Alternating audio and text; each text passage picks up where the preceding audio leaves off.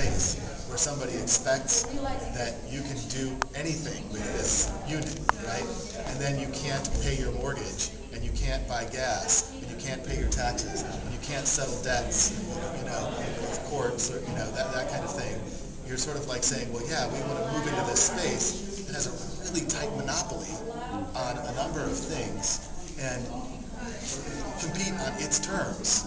But when you actually target the currency so that people understand that it's meeting a need that the community recognizes, like really briefly, some folks down in Marin County were looking at bringing a currency in and asked for recommendations of how to do that.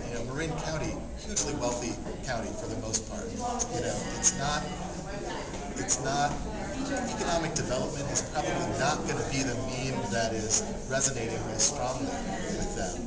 And so when I say we, I mean some other folks at Targeted Currencies, which is the company I started and why I call them Targeted Currencies.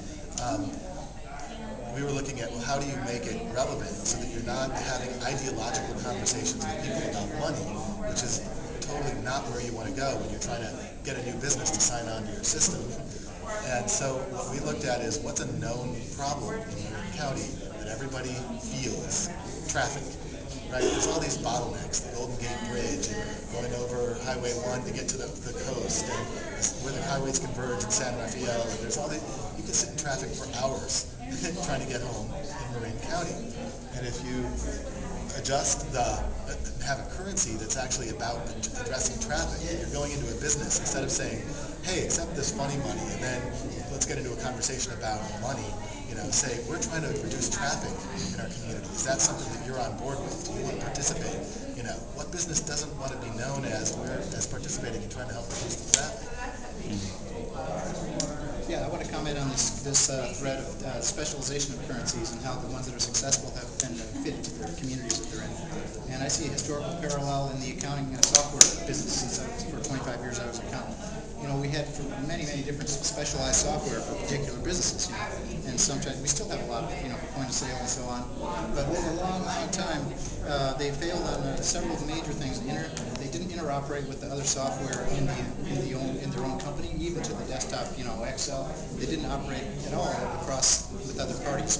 And so where we are now, I think in 2008, QuickBooks took over the whole software market in the U.S. for small businesses. Everybody knows that, right? Either Quicken or QuickBooks or Money, which are almost the same. And those are pretty much standalone. But why did they take over? They just got better and better functionality, and there was this black hole, and everything just collapsed into the black hole. Everybody went out of business one by one. They couldn't keep up with the functionality, and so the software got better. And then the other thing is that the interoperability over the web. Now we have the only competitor to QuickBooks is the eBay and the money systems on the way. You can do business without having any software. So in the community currency industry, we're still at the entry stage. We need to get further, faster. We need to hurry up and consolidate and just collapse into some standards, I think.